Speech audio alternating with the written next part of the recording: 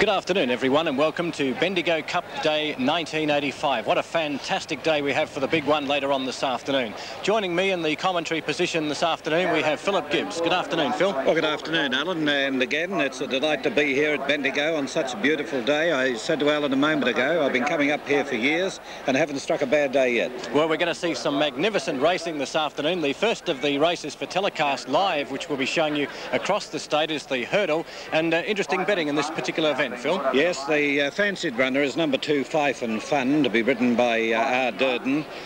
Second on the line is Herself It Is, and there's a bit of money around for Big Sid, number 3. Yes, you must be very pleased with the crowd out here today, Phil, because last year we had some 12,000 people. Looks like it's heading that way now. Well, it's a very colourful crowd, and I suppose this type of weather brings the colour out in people.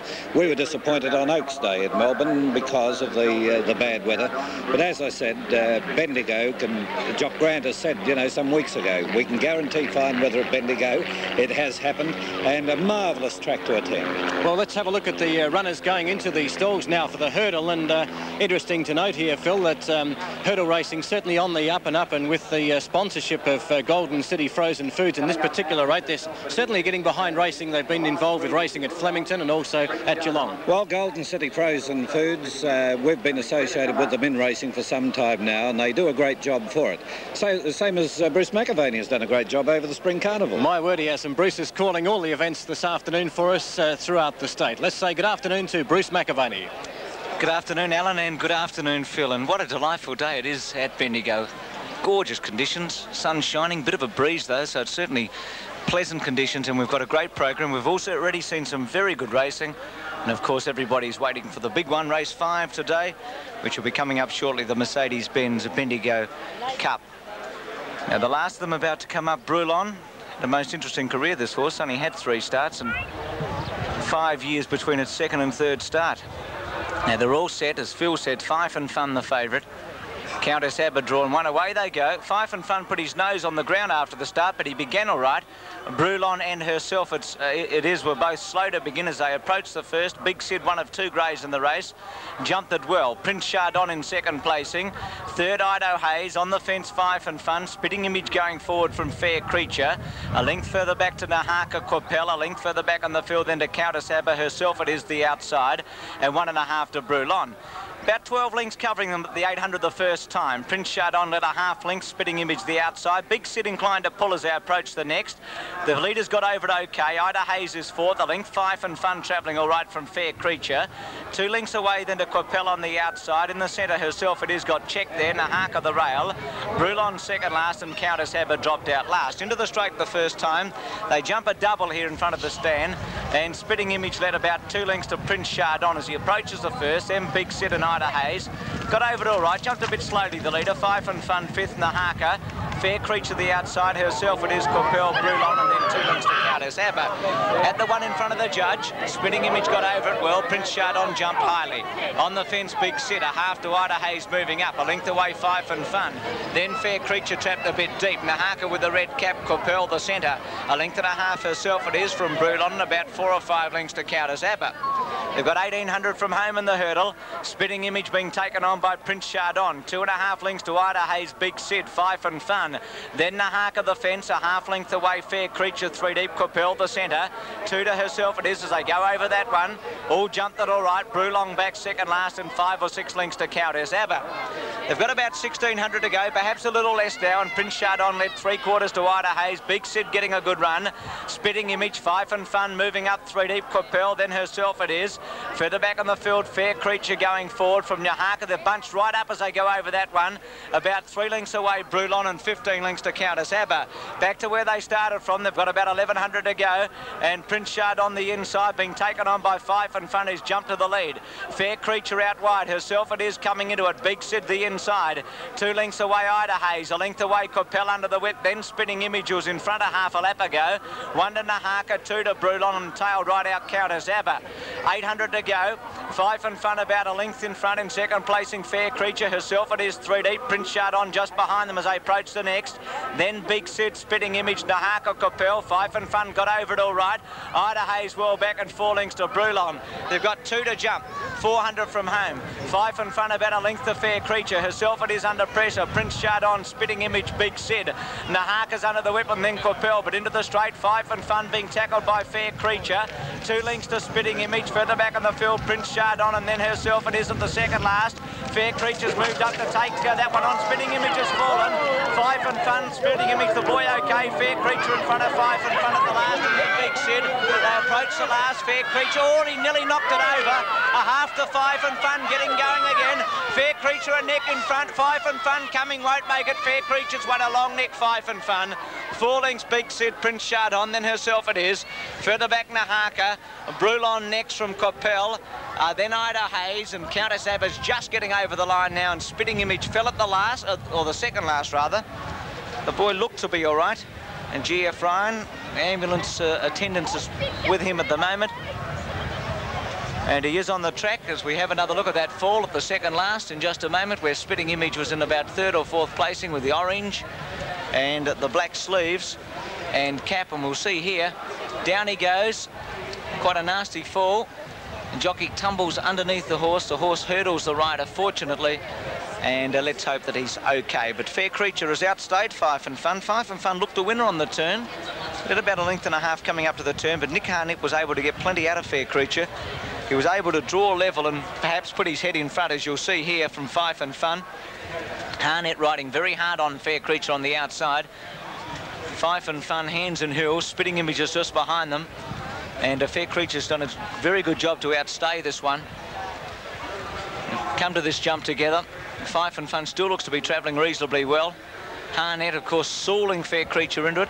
Over they go. They've practically landed together. Fair Creature, I suppose, a neck in front.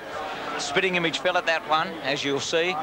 Big Sid the Grey trying to run on and get into the placings. Herself it is was checked, and so was Prince Chardon, as we get the numbers 5, 2, 3. As they come to the last, you'll see that both Fair Creature and Fife and Fun make a bit of a mess of it. Fair Creature in particular. Now, Harnett's desperate. He's got about a half a length in front, I suppose, from Fife and Fun. Big Sid's about to collar Prince Chardon for 3rd, and they'll come to the last, and Fair Creature now looks to have it won. He's drawn 3/4 of a length in front.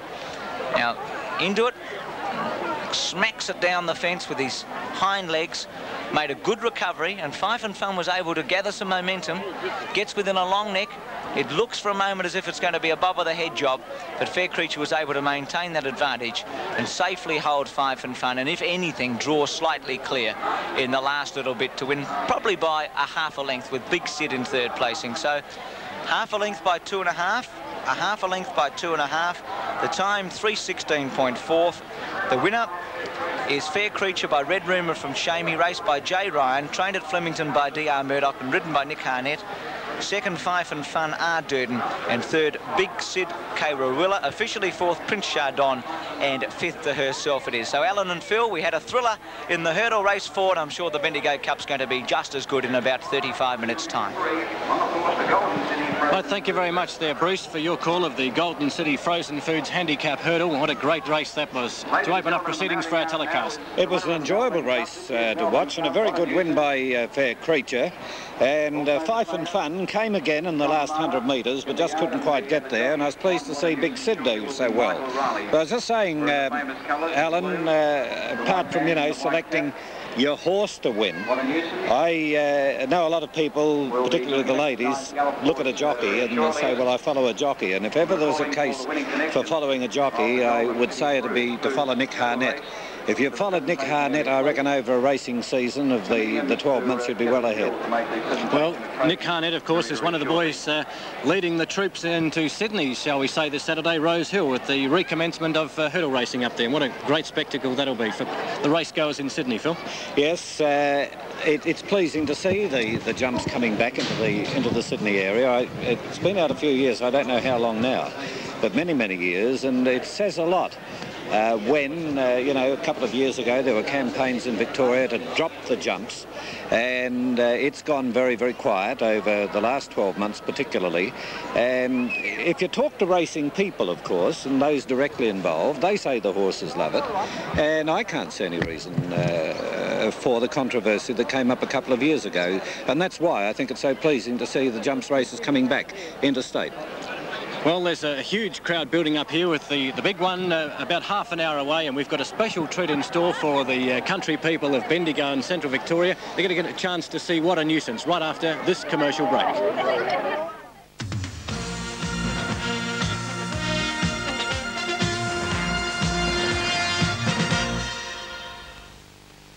To go and have a look at some of the races that have been run and won here at Bendigo earlier this afternoon.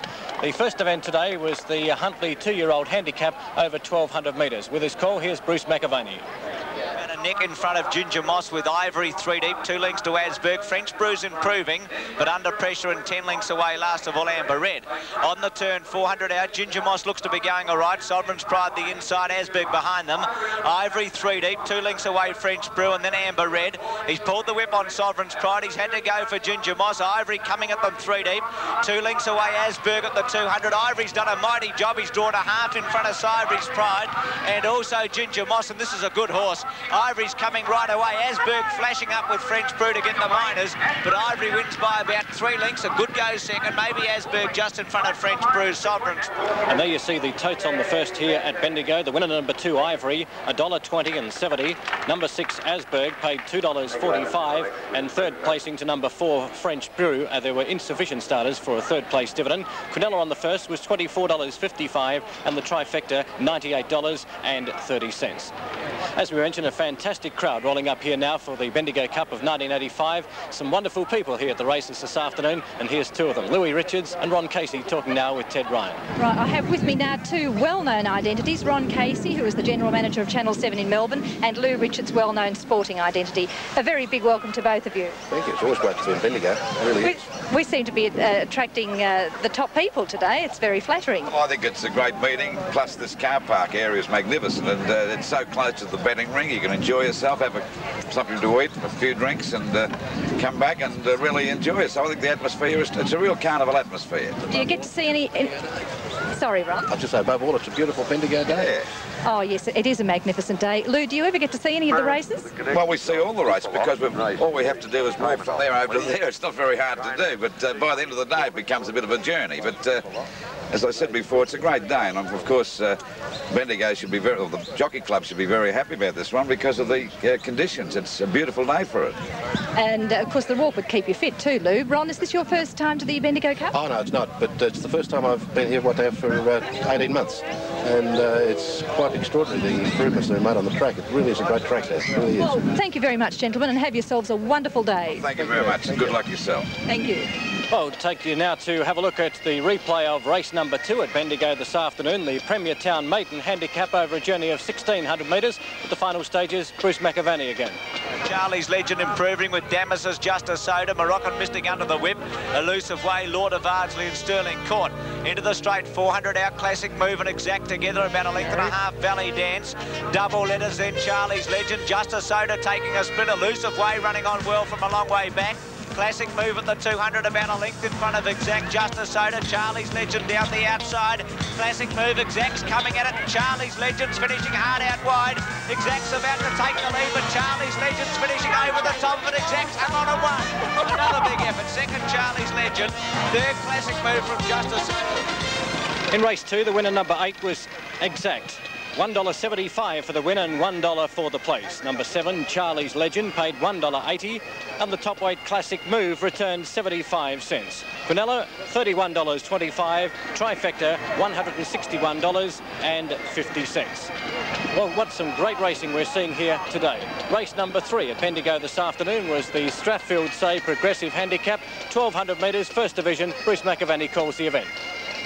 Pride behind them, Silenzio with Emotion. Then Calm Cool, Lassiter's Moss and 3 lengths Laura Don. On the turn at the 400, and Pearl Chevelle about a half-length. Alien Prince hard ridden from Gentleman's Pride. Piara's never been on the course. Kimberlock gone from Silenzio with Emotion and Calm Cool. He's gone for Pearl Chevelle. It's about a half in front of Gentleman's Pride. Alien Prince, Piara and Silenzio. Pearl Chevelle just in front, but Gentleman's Pride and Alien Prince are getting to it with Piara out wide. Alien Prince hard ridden, taking the lead with 50 to go, and Jenna win from Gentleman's Pride. Tight for third between Piara and Pearl Chevelle, then Silenzio. And the totes as you see them for race number 3, the winner number 2, Alien Prince. Very well tried, paid $2.20 for the win and 70 cents. The place number 5, Gentleman's Pride, $4.45. And the third place getter, the top weight, Piara, paid 80 cents. There you see the Quinella, $51.55, and the trifecta, $461.90. Well, that now brings us up to date with all of the racing highlights so far here at Bendigo this afternoon on a fast track, fine and sunny, about 32 degrees outside. Ted Ryan mixing amongst the crowd this afternoon. He talks now with the Chief Stipendiary Steward in Melbourne, or Paul Shawble it is down there now, talking with Gerard Lawler. Mr. Lawler, first of all, welcome to Bendigo. Thanks very much, Paul. Nice day to be here. Now, how much time do you spend going around to country venues such as this? Whenever possible, I do. I've involved with the inspection of racecourses for the Racecourse Licences Board. I inspect quite a few in the country areas. That's part of my duties. And, of course, you have the new chute here at Bendigo to look at. Yes, I came and had a look at that yesterday, and it's very good. It will be a great asset to the Bendigo Jockey Club. It's a 1,100-metre chute. It's well grassed even at this stage, and I believe it'll be a tremendous asset here. Now, of course, the VRC Carnival is all over now. What were the highlights as far as you're concerned? Clean racing, Paul. It was a tremendously clean racing over the Carnival, and we were very pleased with it. It was unfortunate with the weather and the train strikes and those sort of things, but and the heavy tracks the last 2 days, but overall it was a great carnival. Now, the New Zealanders having a big impact on our racing. Do you think that's going to continue, or are Victorians and Australians in general going to wake up to it, do you think? Oh, I think we'll entice New Zealanders and even other horses from overseas with our prize money here at the moment, Paul. They come from everywhere. I don't think we've had as many visitors ever before as we had this year. Well, I hope you enjoy your day here at Bendigo, and thanks very much for speaking with us. Thanks very much, Paul. Pat Lawler there, the man who had control of the VRC Melbourne Racing Carnival. What a great job he did. We'll be back with more racing on Bendigo Cup Day 1985 right after this commercial break.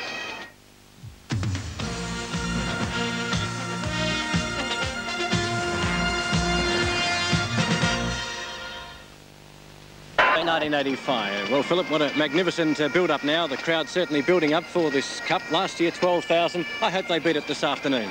I think they might, Alan, just looking across the crowd. At this stage, of course, many of them are behind the stands, but they're coming out into the front of the stands and on the lawn area now, and the picnic areas as well, to view the horses. They'll be coming up into the mounting yard very, very soon.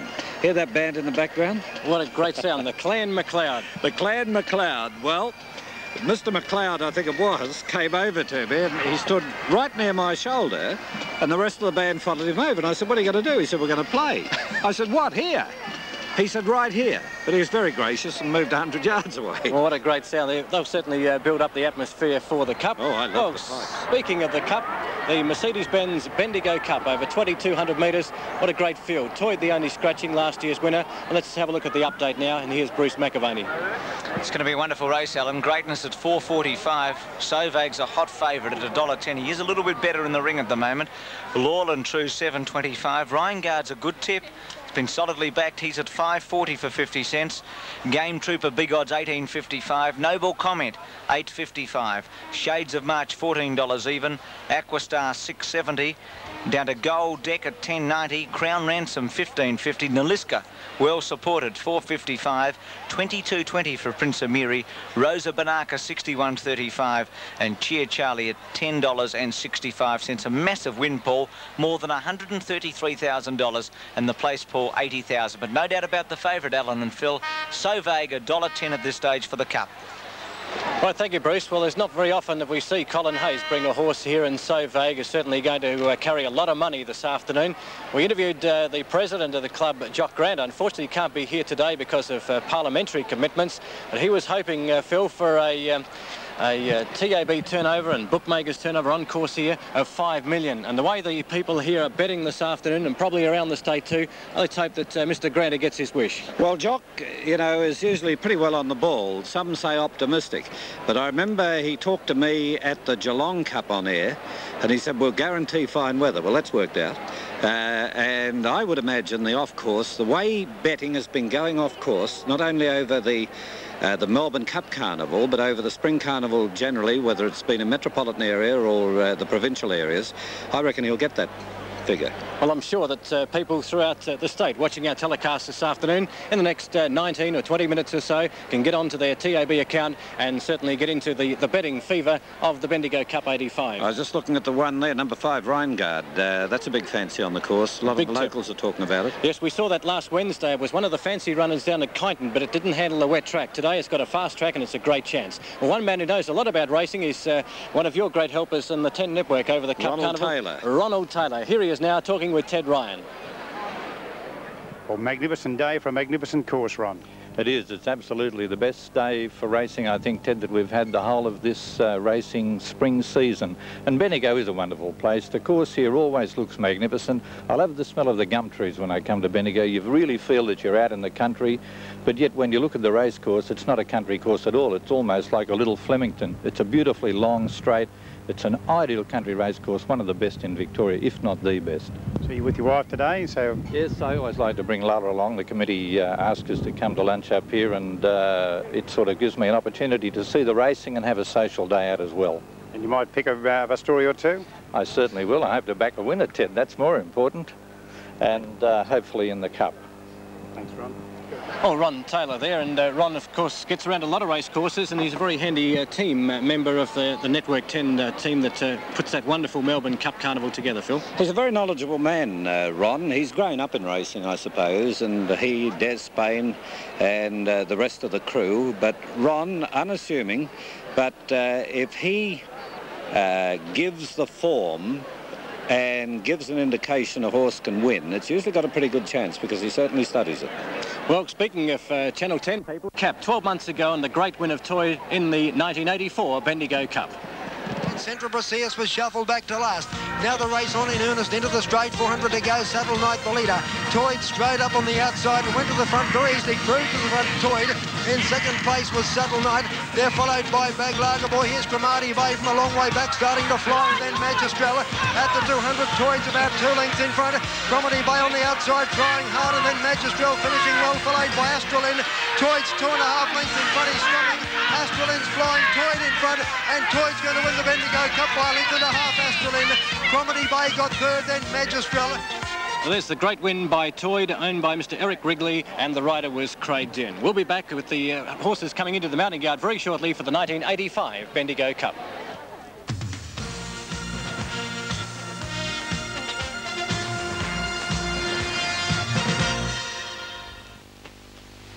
Cup Carnival 1985, and certainly a magnificent crowd bathed in magnificent sunshine. A fast track for the running of the 1985 Bendigo Cup. Horses coming into the mounting yard now, and let's take a look at the top weight. Number 1, Greatness, and the rider is the New Zealander Noel Harris. And of course Greatness is a New Zealander, better suited here under handicap conditions than at Flemington when 4th in a field of 12 in the McKinnon on November the 2nd. It'll test the field, and I reckon it's got a good chance. It's on the second line of betting. Number 2 is the favourite, So Vague, trained by Colin Hayes, and the rider this afternoon, Michael Clark. Well, Colin Hayes doesn't often send horses to big provincial meetings, but when he does, they've got a big chance. This is the red-hot favourite, So Vague. Very impressive second in the McKinnon, and this distance, the race looks ideal for him. Number 3, Toyd is a scratching. Down to number 4, the consistent horse, Loyal and True, and the rider this afternoon is Gary Doughty. Well, needs this good track, I'd say. Rheingard won the Cranbourne Cup and was 6th of 14 at Kyneton, but it was on a very slow track. I expect big things of Rheingard, and it's one that has been talked about quite a bit. I understand the blood count was down a bit on Wednesday when it ran at Kyneton, and the indication is that the blood count was spot on this morning and it has every chance. Well, we've gone through Loyal and True and Reingard now to number 6 now in Game Trooper, and the rider is Robert Heffernan. Well, it won well at Geelong back on the 24th of October. It has an outside chance. I think it was on a slow track at Geelong, and this being a fast track, I think it'll be tested, but it has an outside chance. Number 7 in the event is Noble Comment. The rider this afternoon is Gary Willis. Well, Noble Comment has been around for many years. It was scratched last Saturday because of the track, but it's only one run race in 2 years, so it's a bit difficult to tip it. Number 8 is the New Zealander Shades of March, won last weekend. The rider is Darren Murphy. Led from start to finish last weekend too at Flemington in the Grey Smith. It was on a heavy track, and it has a chance. Then down to Aquastar, which is a big tip on the course here this afternoon, actually bred in the area, and the rider is Rod Dawkins. Well, if you have a good look at Aquastar, you'll see it's very, very fit indeed and should play a big part in the finish. Down to Gold Deck, and the rider is N. Barrett.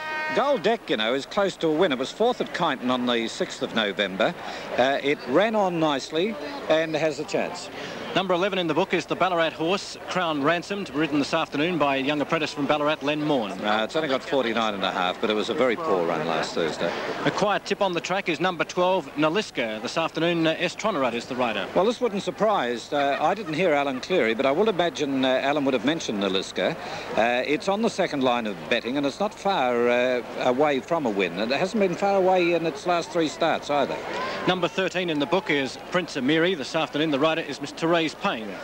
Well, I don't fancy Prince Amiri, and I'm just looking at the form in the book at Tower on the 5th of November, 2nd of 2. So, not very good form, is it? It won't beat many home. Number 14 is Rose of Banaka. The rider is Mark Johnston. Yeah, it's a handy mare, Rose of Banaka. It looks harder here, and I don't think it'll be in the finish. Well, number 15 is Cheer Charlie, and unusual to see Darren Gauchi riding an outsider in a big cup. And I think this might have a chance. Its last 2 runs have been very poor, but if you go back to the 25th of September, it scored well over this distance at Geelong, and the track was fast. So that form indicates that it could figure well in the finish, Alan. Well, this is going to be a magnificent race, and these horses in the warm conditions are certainly pretty relaxed, and so are the riders. There we see them making their way in the parade in front of this massive crowd. Let's go to a commercial break, and then we'll be back with a look at the 1985 Bendigo Cup.